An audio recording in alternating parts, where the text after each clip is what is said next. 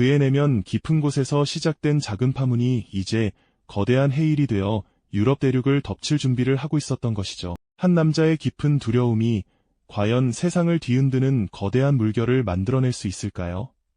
신을 향한 맹목적인 믿음이 오히려 가장 큰 번민과 두려움으로 다가왔던 순간, 한 인간은 어떤 선택을 내리게 될까요? 오늘 우리는 500년 전 유럽을 통째로 뒤바꾼 한 인물의 내면 깊숙한 곳으로 들어가 보려 합니다. 마틴 루터, 그가 단순한 종교개혁가가 아니라 우리와 같은 인간적인 번뇌와 공포 속에서 어떤 결정을 내렸고, 그 결정이 상상조차 할 수 없는 거대한 파장을 일으켰는지 함께 추적해 볼 시간입니다. 그의 내면 투쟁이 바로 인류 역사의 중요한 전환점이었다는 사실 궁금하지 않으신가요? 이야기는 1505년 22살의 젊은 마틴 루터가 법학도의 길을 걷던 어느 여름날 저녁으로 거슬러 올라갑니다. 캄캄한 숲길을 홀로 걷던 그의 머리 위로 갑자기 새까만 먹구름이 몰려들더니 하늘을 찢을 듯한 굉음과 함께 번개가 번쩍였습니다. 바로 그의 발치에 벼락이 떨어진 겁니다. 죽음의 공포 앞에서 그는 무릎을 꿇고 떨리는 목소리로 외쳤습니다. 성 안나여, 저를 살려주소서.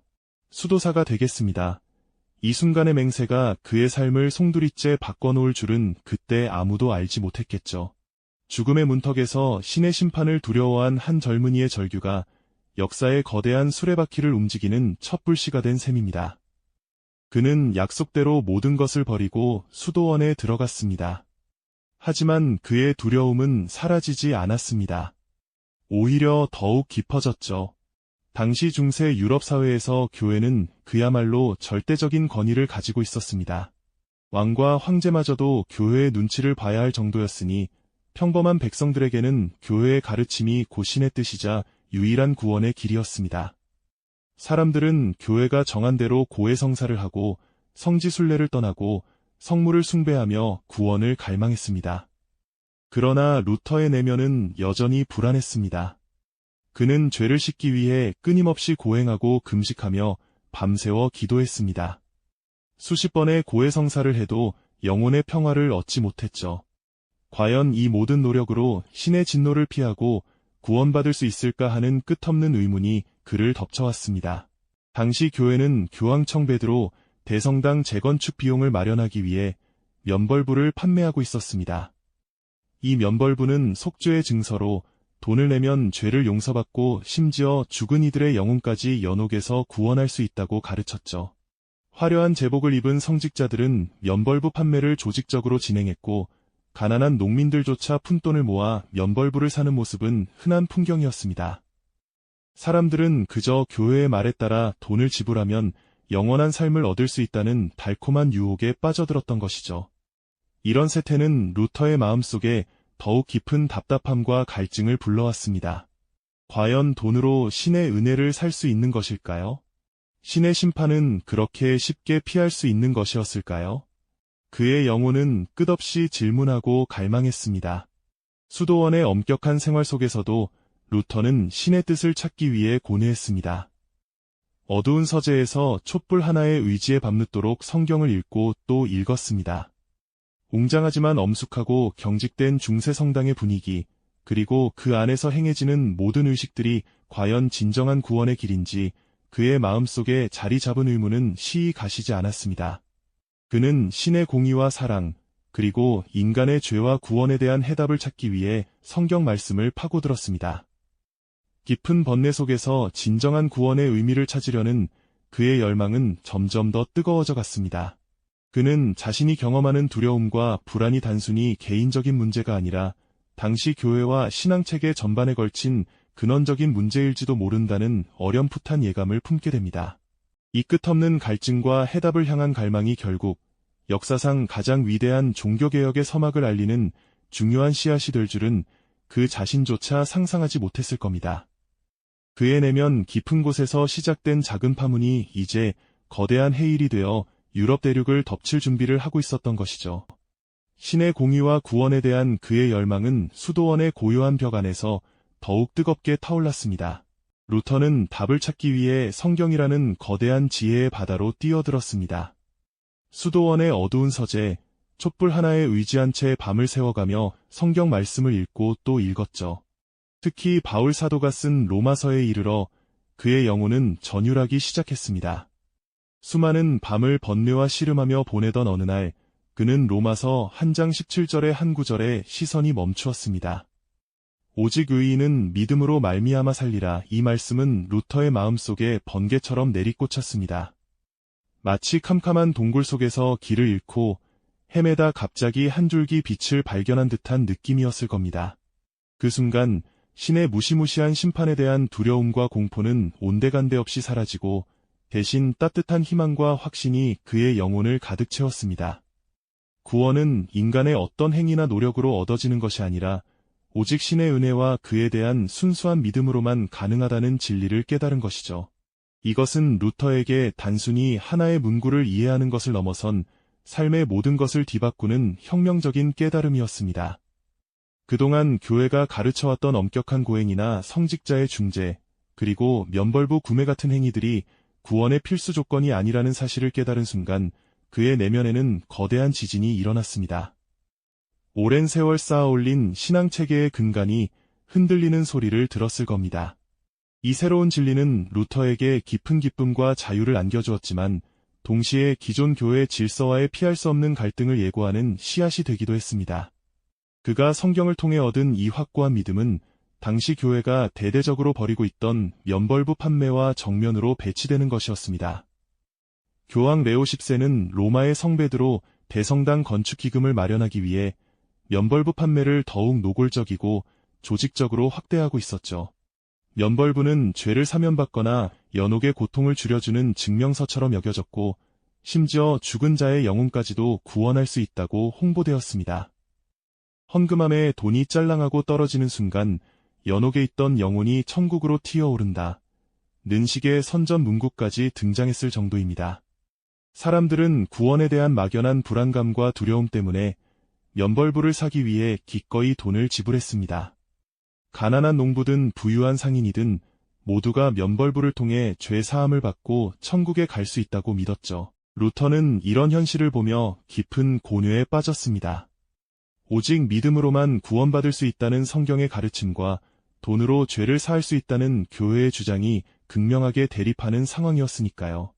그는 과연 이 부당하고 비성경적인 행위를 언제까지 지켜만 봐야 할지, 자신의 내면에서 끓어오르는 분노와 확신을 어떻게 표출해야 할지 깊이 생각했을 겁니다. 새로운 진리를 깨달은 루터의 마음속에서는 희망과 확신이 샘솟았지만 동시에 이 진리를 외면하는 교회의 현실 앞에서 깊은 긴장감이 감돌기 시작했습니다. 그의 내면은 조용히 폭풍전야의 고요함을 품고 있었던 것이죠. 이 작은 수도사의 고민이 결국 유럽 전체를 뒤흔들 거대한 변화의 서곡이 될 줄은 당시 그 누구도 예상하지 못했을 겁니다. 루터의 내면에서 끓어오르던 확신은 마침내 거대한 폭풍이 되어 터져나오게 됩니다. 1517년 10월 31일 독일 비텐베르크 성당문은 역사적인 순간을 맞이하죠. 당시 교회의 부당한 면벌부 판매에 깊이 고뇌하던 마르틴 루터는 신학적 양심과 성경적 진리에 기반하여 95개조 반박문을 작성했습니다.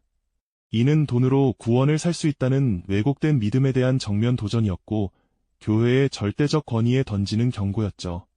그는 망치를 들고 성당문에 못 박으며 자신의 굳건한 신념을 온 세상에 공표했습니다. 그 순간 유럽 전체를 뒤흔들 거대한 변화의 서막이 열린 줄은 과연 누가 상상이나 할 수 있었을까요? 라틴어로 쓰인 95개조 반박문은 학자들 토론을 위한 것이었지만 인쇄술이라는 혁명적인 기술 덕분에 예상치 못한 속도로 빠르게 대중에게 퍼져나갔습니다. 구텐베르크의 인쇄술은 루터의 메시지가 마치 들불처럼 순식간에 확산되는 것을 가능하게 했죠. 손으로 베껴 쓰던 시대와 달리 수많은 사본이 인쇄되어 독일 전역은 물론 유럽 각지로 전파되었습니다. 사람들은 루터의 용기 있는 주장에 귀를 기울였고 막연하게 느끼던 교회의 문제점에 대해 비로소 목소리를 내기 시작했습니다. 물론 교황청의 반응은 불보듯 뻔했습니다. 교황 레오 10세는 루터의 행동을 교회의 권위에 대한 심각한 도전으로 받아들였죠. 교황은 루터에게 주장을 철회하라는 단호한 명령을 내렸고 따르지 않을 경우 파문하겠다고 엄중히 경고했습니다. 하지만 루터는 조금도 물러서지 않았습니다. 그는 오히려 교황의 칙령을 대중 앞에서 공개적으로 불태우는 과감한 행동으로 자신의 신념을 절대 굽히지 않겠다는 확고한 의지를 천명했죠. 이러한 긴장감이 최고조에 달했던 순간은 바로 1521년 신성 로마 제국의 보름스 의회였습니다. 루터는 황제 카를 5세와 수많은 제후, 주교들 앞에서 자신의 신념을 변호해야 하는 자리에 홀로 서게 됩니다. 그것은 마치 거대한 권력의 파도 앞에서 홀로 맞서는 작은 바위와 같은 모습이었을 겁니다. 그는 오직 성경과 명백한 이성에 근거하여 자신의 주장이 틀리지 않았음을 단호하게 역설했습니다. 보름스 의회에서 루터의 담대한 선언은 거대한 파장을 일으켰지만 그의 앞날은 결코 순탄하지 않았습니다. 황제 카를 5세는 루터를 법의 보호받게 두었고 이는 누구라도 그를 해쳐도 죄가 되지 않는다는 뜻이었죠. 생명의 위협을 느낀 루터는 작센의 선제후 프리드리히 현명공의 도움으로 바르트부르크 성에 은신하게 됩니다. 마치 망명자처럼 성에 갇혀 지내야 했지만 루터는 이 시간을 허투루 보내지 않았습니다. 그는 그곳에서 필생의 과업이라 할 수 있는 신약 성경 번역에 온 힘을 쏟았죠. 라틴어로만 읽히던 성경을 독일어로 옮겨 평범한 사람들도 직접 하느님의 말씀을 읽고 이해할 수 있도록 길을 연 것입니다. 이 번역 작업은 단순히 언어적인 의미를 넘어 종교적 권위를 소수의 성직자로부터 대중에게로 돌리는 혁명적인 변화를 의미했습니다. 루터의 신학적 주장은 이제 단순한 교리 논쟁을 넘어 사회, 정치 전반을 뒤흔드는 거대한 변화의 촉매제가 되었습니다. 그의 가르침은 억압받던 농민들에게 해방의 메시지로 다가왔고 이는 1524년 독일 농민 전쟁이라는 거대한 봉기로 이어졌죠. 농민들은 루터의 사상에서 영감을 받아 사회적 불평등에 맞서 싸우려 했지만 루터는 이 폭력적인 봉기를 지지하지 않았습니다. 그는 영적인 자유를 이야기한 것이지 사회 질서의 전복을 주장한 것은 아니었으니까요. 이 복잡한 상황은 루터의 신념이 예상치 못한 방향으로 얼마나 강력한 파급력을 가질 수 있는지를 여실히 보여주는 대목입니다. 한편 독일의 제후들은 교황청의 권위에서 벗어나 자신들의 영향력을 확대하려는 정치적 계산과 맞물려 루터의 종교개혁을 적극적으로 지지하기 시작했습니다. 이처럼 루터의 개인적인 신념은 종교적 영역을 넘어선 정치적 이해관계와 얽히며 유럽의 지형을 근본적으로 바꾸어 놓았죠. 바르트부르크 성에서 홀로 성경을 번역하던 한 남자의 고독한 투쟁은 어느새 대륙 전체를 휩쓰는 거대한 변화의 물결을 만들어냈습니다. 구교와 신교의 대립은 때로는 격렬한 전쟁으로 번지기도 했지만 결국 새로운 형태의 종교적, 사회적 질서가 태동하는 계기가 되었습니다. 이제 유럽의 지도는 더 이상 하나의 통일된 신앙체계가 아닌 다양한 신념과 교회가 공존하는 복합적인 모습으로 재편되기 시작한 겁니다. 루터의 두려움, 즉 신의 심판에 대한 깊은 번민에서 시작된 그의 여정은 결국 인류 역사에서 가장 중요한 전환점 중 하나인 종교개혁의 서막을 열었죠. 나는 여기 서 있습니다. 다르게 행동할 수 없습니다.